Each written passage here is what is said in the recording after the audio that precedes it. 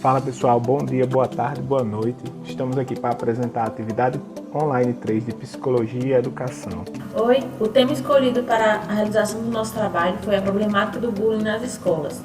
O grupo é composto por mim, Gabriela Bandeira e Fernando Lima, ambos do curso de Licenciatura em Matemática do Polo Caraúbas. O roteiro do nosso trabalho se divide nos seguintes tópicos: o que é bullying, características de uma criança vítima de bullying, características daqueles que praticam bullying, as práticas de bullying entre os alunos da escola, estratégias da escola face às práticas de bullying, a contribuição da psicologia sobre o bullying, a conclusão, bullying na TV e casos extremos. Começando aí com uma frase que eu vi na internet já no dia que eu fui fazer os slides, né? Uma frase que eu vi enquanto estava fazendo os slides, que é o menino chega e diz: mãe, o que é mimimi? Mimimi é a dor que dói em outra pessoa. Para quem não sabe, a expressão mimimi, ela remete à internet quando uma criança chorando, né? Aquele chororô de criança, e geralmente ela é usada quando alguém está reclamando de alguma coisa na internet. Ah, isso aí é mimimi. Você está reclamando porque eu falei alguma coisa, mas isso aí é mimimi. Então é uma forma de menosprezar uma reclamação feita por outra pessoa. Então, bullying, o que é o bullying? Caracterizando o bullying aí, certo? Ele se configura como atos agressivos, antissociais e repetitivos que ocorrem entre estudantes no contexto escolar. É importante destacar dois pontos nesse momento. Primeiro, que o bullying, certo? Ele não acontece somente no contexto escolar. Como o nosso trabalho resolveu focar na questão escolar, mas o bullying ele pode acontecer em diversas áreas do contexto social do indivíduo. E segundo, né, outro ponto importante é que o bullying no contexto escolar, até a década de 70, não era bastante difundido, né? Então, essas agressões que sempre aconteceram, antigamente eram tidas como o comportamento normal das crianças. Então, o bullying não é novo nas escolas, não é um problema somente da escola. Então, a gente está focando aqui na escola, mas o bullying é um problema que envolve todas as esferas da vida do ser humano. Porém, é na escola onde o fato mais se destaca. Um fato curioso, né, é que eu estive na escola na década de 90, né, começando ali a década de 90 para 2000, e hoje eu voltei à escola como professor, né, e eu percebi, né, quando eu analiso essa questão do bullying, eu percebi que antigamente o bullying ele era mais visível na vida das crianças, né? Eu sofri bullying, eu pratiquei bullying, e o bullying ele era uma prática que era visível, né, dentro da escola. Hoje não, hoje ele é bem mais sutil, né? Na escola hoje você, ao mesmo tempo está acontecendo várias práticas de bullying, e se você não tiver com a observação muito atenta, elas passam despercebidas.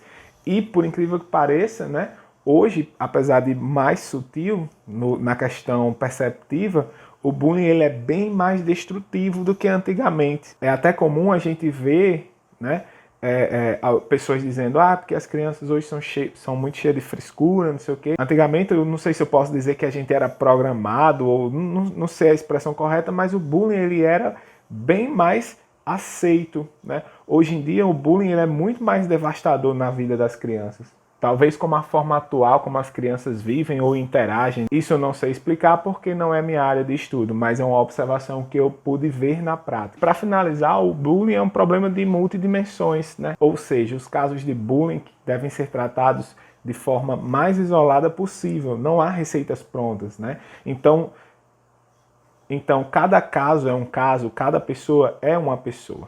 E quais são as características do bullying, né? Primeiro, ele é um ato agressivo, né? Não sempre fisicamente, mas ele pode ser agressivo socialmente ou mentalmente, né? Ele é repetitivo, né?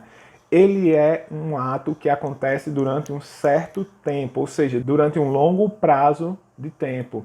E não tem um motivo específico, né?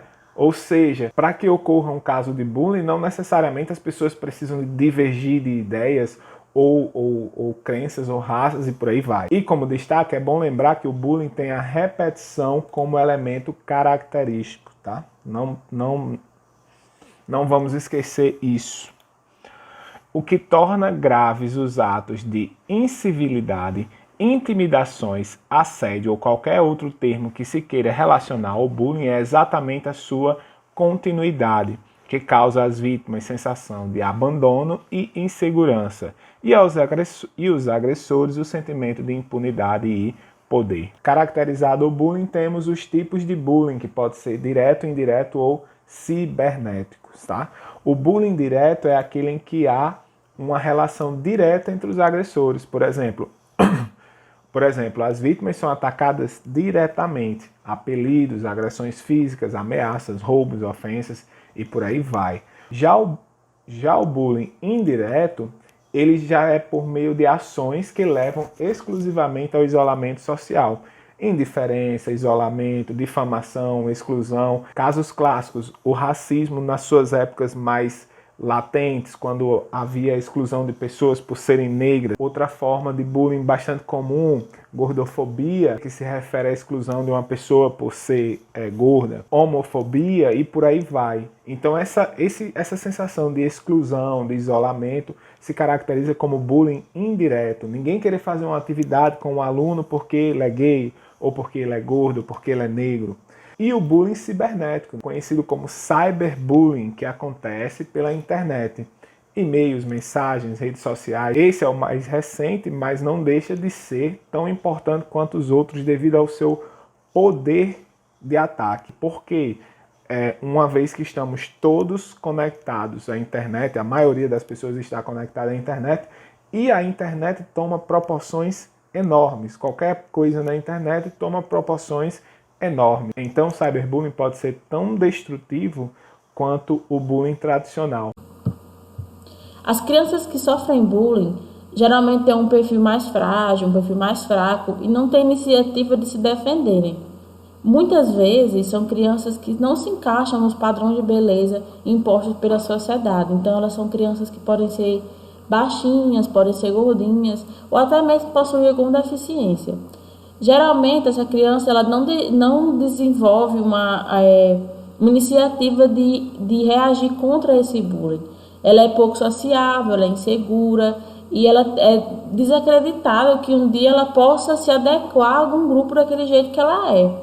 Sua baixa autoestima, às vezes, ela é mais agravada ainda por receber críticas de adultos em relação ao seu modo de vida, seu comportamento, o que dificulta mais ainda uma chance de ajuda a essa criança. Ela tem poucos amigos, é uma criança passiva, retraída, geralmente infeliz, e ela sofre com essa vergonha, esse medo, depressão, ansiedade. E essa autoestima ela pode estar tão comprometida de um jeito que ela pode chegar a acreditar que ela merece todos esses maus tratos que ela sofre do bullying. Algumas características comportamentais dessa criança são, por exemplo, elas não sentem vontade de ir para a escola, elas ficam ansiosas, angustiadas, às vezes pode até se sentir mal no momento de ter que ir para a escola. Ela apresenta baixo rendimento, ela pode voltar para casa com a roupa suja ou então uma roupa rasgada, leva o lanche para a escola, mas ela volta com fome, ela pode ter pesadelos durante a noite, ela pode gritar durante a noite, ou até mesmo desencadear uma insônia, uma irregularidade nesse sono da criança. Ela pode aparecer ferida, machucada em casa, ela perde objetos ou dinheiro na escola, e geralmente ela não se sente à vontade de falar o que está acontecendo, que pode ser por vergonha ou por medo de sofrer alguma retaliação, ou até mesmo por acreditar que alguém um dia consiga ajudá-la. E os jovens que praticam o bullying, né? Quais são as características do jovem que pratica bullying? Segundo Lopes Neto, as características do jovem, a primeira é a visibilidade, né? Muito latente antigamente, como eu acabei de falar, né? Antigamente, você ser aquele cara que faz o bullying, né, lhe dava um status. Você era diferente, porque você é aquele cara que todo mundo tem medo, que todo mundo evita, né? Outra característica do bullying é a impunidade. Então, geralmente, o bullying ele vem associado à impunidade. Eu machuquei uma pessoa ou eu estou perseguindo uma pessoa e nada acontece. Então, uma das características do bullying é a impunidade. Outra característica do jovem, contexto social, ou seja, a vida que cada um vive. É aí que retoma o que eu falei antes. Cada caso, cada pessoa deve ser analisada da forma mais individual possível, né? Porque cada caso é um caso, cada pessoa é uma pessoa, tá? E outra característica é a autoestima. Lopes Neto defende que essas crianças que cometem bullying, geralmente elas têm um sentimento de impotência em outras áreas, tanto sociais como educacionais. E por que a escola? Por que o bullying ele é tão presente nas escolas?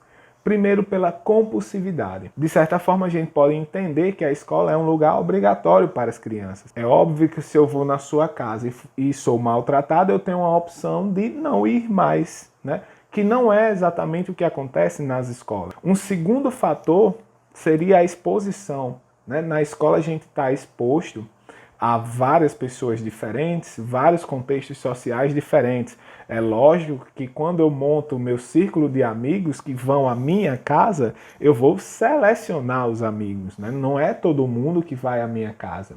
Então, é muito mais provável que eu vá sofrer bullying na escola do que em casa. Fragilidade emocional. Outra coisa importante, né? Nessa época da escola, é a época em que a gente está começando tanto as fases da adolescência como começando a fase adulta, juventude, ou seja, é a época em que nossas emoções são mais frágeis. Então, muitas das coisas que a gente passa, a gente não sabe como lidar. Por isso que o bullying na escola ele é tão visível, justamente por causa disso. E por fim, o impacto. Da mesma forma que a fragilidade emocional, as crianças elas são mais expostas ao impacto mental do bullying. Ora, eu sou gordo, ou eu sou negro, ou eu sou alto, ou eu sou baixo. Se você disser para mim que eu sou gordo, negro, alto ou baixo, na minha idade, com tudo que eu já passei, com tudo que eu sei que eu sou, não vai me afetar em nada, tá? Eu já me aceitei com todas as minhas qualidades e defeitos. Então eu posso dizer que na minha idade eu tenho certa maturidade na questão de ofensas e bullying. Mesmo que no meu emprego exista um colega ou dois que me perseguem socialmente ou intelectualmente, nessa idade a gente já tem mecanismos de defesa. Obviamente agressões físicas é outra coisa. Quando se fala em bullying, a gente se refere àquele fenômeno que tem como definição as práticas agressivas repetitivas de forma intencional, adotadas por um ou mais indivíduos, causando naquela vítima diversos problemas sociais e pessoais. Como todo ambiente, existe uma hierarquia, regras sociais específicas para que naquele local funcione uma ordem. Na escola, por exemplo, a gente tem os horários, tem as atividades, todo mundo tem suas obrigações.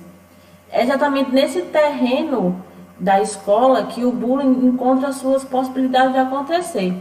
Nos intervalos das aulas, por exemplo, quando os alunos estão naquele momento de socialização no pátio, onde os professores e os funcionários estão mais distantes, o bullying acontece ali. O agressor, normalmente, ele procura manter o seu status como uma espécie de comandante. Ele percebe que também há uma hierarquia em que aquela pessoa que ele está agredindo está abaixo dele. Então, devido a essas ameaças feitas pelo agressor, muitas vezes a vítima não faz denúncia, ele toma como única atitude se isolar e guardar todo aquele sofrimento para ele. A maioria desses casos de bullying, eles são mais frequentes no ensino fundamental, porque os adolescentes, eles são mais suscetíveis a influências dos grupos em que eles estão inseridos. Os adolescentes eles não conseguem separar o que eles pensam deles mesmos e o que os outros pensam dele. Algo que deve ser chamado de audiência imaginária. É como se o adolescente ele ficasse sendo testado o tempo todo. Nessa fase de transição entre a infância e a adolescência, as mudanças não se limitam só ao corpo dele que está mudando. O comportamento dele é afetado, a forma que ele socializa, como ele vê o que é realmente necessário para ele ou não. É muito comum encontrar nas casas do agressor, daquele praticante de bullying, problemas que são associados à falta de atenção, falta de diálogo, separação de pais, brigas, agressões, tanto verbais quanto físicas entre pais e filhos. E todos esses problemas, aliados com mudanças corporais e hormonais que estão acontecendo com aquele jovem, não é difícil imaginar que esse agressor, sem um acompanhamento adequado, ele passa a praticar comportamentos que refletem dentro da sua da sua atitude dentro da escola. Uma coisa que a gente não pode esquecer de comentar é que os adolescentes, geralmente, ele não tem essa predisposição à agressão, ele não é agressivo. Mas é comum encontrar um líder que ele passa a ser seguido ou imitado, que exerce um poder naquele meio escolar, na sua turma. Essa força dele acaba convencendo os outros a seguir o que ele faz, a copiar suas decisões, seja para ganhar visibilidade ou então para que esse jovem ele não seja a próxima vítima. Fazer parte de uma turma de amigos dentro da escola é quase que como se fosse uma estratégia para não ser o próximo excluído.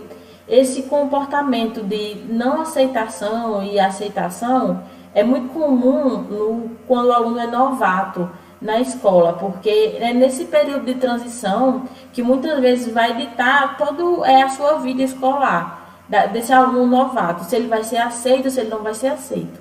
E como a escola deve se posicionar na questão do bullying? Bom, primeiramente entender o bullying como uma situação individual, ou seja, é uma condição que está sobre o indivíduo. Cada indivíduo tem um modo de vida e um modo de agir socialmente diferente.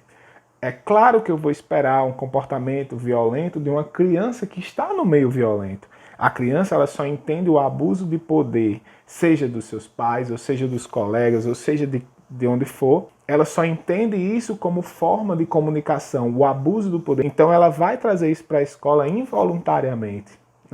Segundo, entender o bullying como uma situação social, ou seja, existem dispositivos judiciais para lidar com o bullying, mas a psicologia defende que o bullying ele deve ser tratado de forma social. Faz sentido quando você pensa no seguinte, um aluno que é um problema nessa escola, se ele for expulso da escola, ele não vai deixar de ser um problema, ele vai deixar de ser um problema para a escola, mas ele vai ser um problema em outra escola. Isso não resolveu o problema. Ele vai levar o bullying para onde ele for, porque provavelmente faz parte do contexto social dele. E um outro ponto importante é trabalhar a psicologia nas escolas. Obviamente, quando eu falo da escola, que fique claro que a maioria das ações elas vão ser organizadas ou executadas pelo profissional competente, que no caso aqui é o psicólogo. Então a gente tem aí a linha de ação do psicólogo na escola, né? Primeiro, entender as relações vigentes na escola, né? Então o primeiro passo, segundo Lopes Neto, para a atuação do psicólogo na escola é entender como é que funcionam as relações, os grupos. Segundo, mapear os conflitos, né? Ter um mapeamento base do que está acontecendo e quais são os conflitos de forma hierarquizada, melhor ainda, qual é o mais urgente, qual é o mais grave. Em um terceiro momento, a atuação nos conflitos, ou seja, como eu vou atuar em cada conflito individualmente, já que a estratégia é tratar todos de forma o mais individualista possível. E, por fim, promover ações preventivas, como palestras, reflexões, ouvidoria para ouvir os alunos, cursos para os professores, entre outras. A atuação do psicólogo no ambiente escolar exige uma capacidade de analisar e conhecer aquelas relações que caracterizam a instituição escolar e que pessoas, que agentes estão envolvidos nessas relações. Além de identificar as necessidades dessas relações, o psicólogo também deve apresentar possibilidades de aperfeiçoar essas relações. A escola é uma instituição que reflete a organização social. A partir disso, é imprescindível que o psicólogo ele tenha que considerar os indivíduos que participam dessa conjuntura da escola. Um trabalho eficiente do psicólogo deve partir da análise da instituição, levando em consideração a comunidade em qual a escola está inserida, o tipo de alunos, familiares, as condições que esses alunos e seus familiares têm, além de seus funcionários. O psicólogo ele é o profissional apto a realizar um trabalho de prevenção e enfrentamento dessa violência na escola, que é o bullying, ajudando a escola a construir espaços e relações mais saudáveis. Mas para que isso aconteça, é fundamental que ele esteja ali inserido de forma completa no ambiente da escola. Ele tem que participar de forma atuante do ambiente escolar. E para que ele possa conhecer a realidade, as condições, porque a partir dali ele vai conseguir desenvolver novas alternativas para aperfeiçoar essas relações naquele ambiente de trabalho, naquele ambiente de educação. Ele deve ocupar naquela escola um lugar de escuta que possibilite que se criem espaços de discussão e uma construção do conhecimento de forma que os problemas sejam discutidos e as buscas para que a busca desses problemas sejam compartilhadas com todos. O psicólogo, ele está diretamente ligado à instituição, ele tem a possibilidade de atuar como um agente direto de mudança, capaz de promover essa reflexão a respeito do dado bullying, podendo assim conscientizar aqueles agentes da escola, evitando o surgimento de qualquer outra forma de violência na escola. Desse modo, o profissional da psicologia ele deve começar seu trabalho mapeando a instituição, conhecendo quais são as relações que ela existe, os conflitos que existem na escola e as contradições institucionais que podem propiciar a esse problema, a ele não ser solucionado.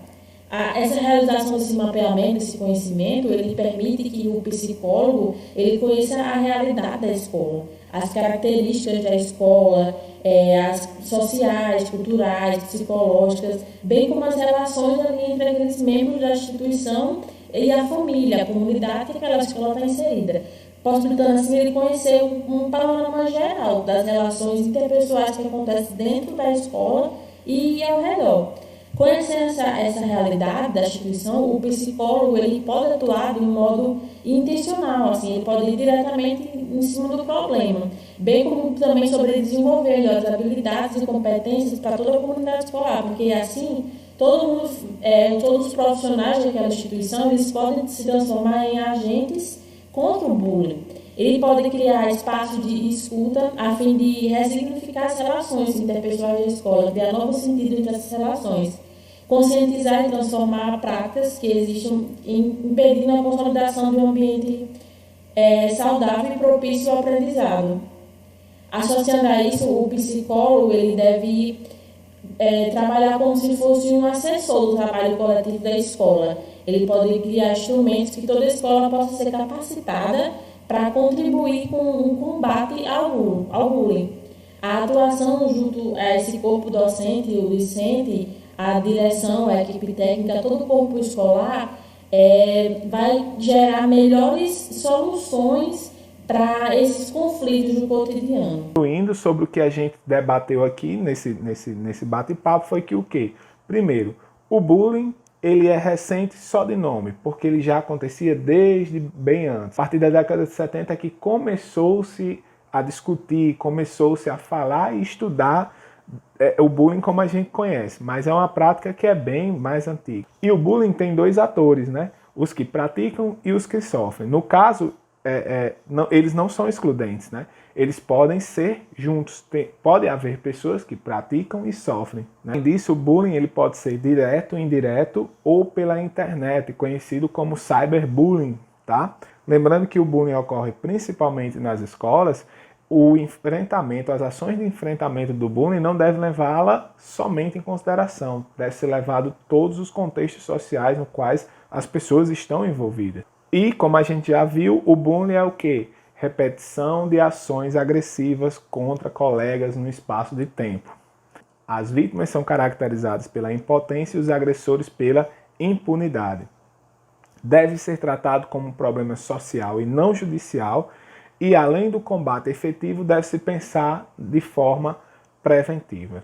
Na TV existem casos e casos, séries e séries, filmes e filmes que relatam o bullying. No meu caso, uma das séries que mais me fez refletir sobre o bullying e também uma das séries que eu achei mais divertida, que é o Todo Mundo Odeia o Chris, ele retrata muito bem isso, né? Na década de 80, quando o ator Chris Rock foi estudar na escola, em que ele era o único aluno negro. Então, o bullying ele acontecia justamente por isso, né? Então, existia uma conexão entre o racismo e o bullying, né? Primeiro, as pessoas não gostavam dele porque ele era negro. E segundo, as pessoas cometiam bullying porque não gostavam dele porque era negro. tá? E fazendo uma pesquisa sobre tragédias que foram geradas por bullying, né, chega no caso de Columbine, né, que o massacre que apresentou o bullying ao mundo. O bacana desse trabalho é que eu pude finalmente entender o que foi que aconteceu nesse massacre, porque essa imagem é muito conhecida na internet, ela é muito comentada na internet. Eu sempre soube que se referia a bullying, né, mas eu nunca tinha olhado a matéria a fundo, né.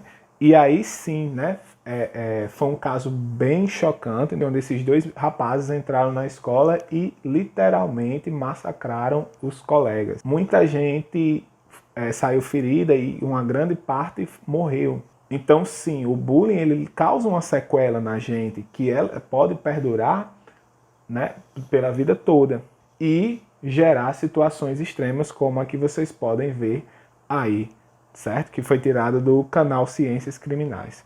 Então, pessoal, é isso. Nossa apresentação chega ao fim. Espero que vocês tenham gostado e até o próximo semestre. Um abraço e valeu!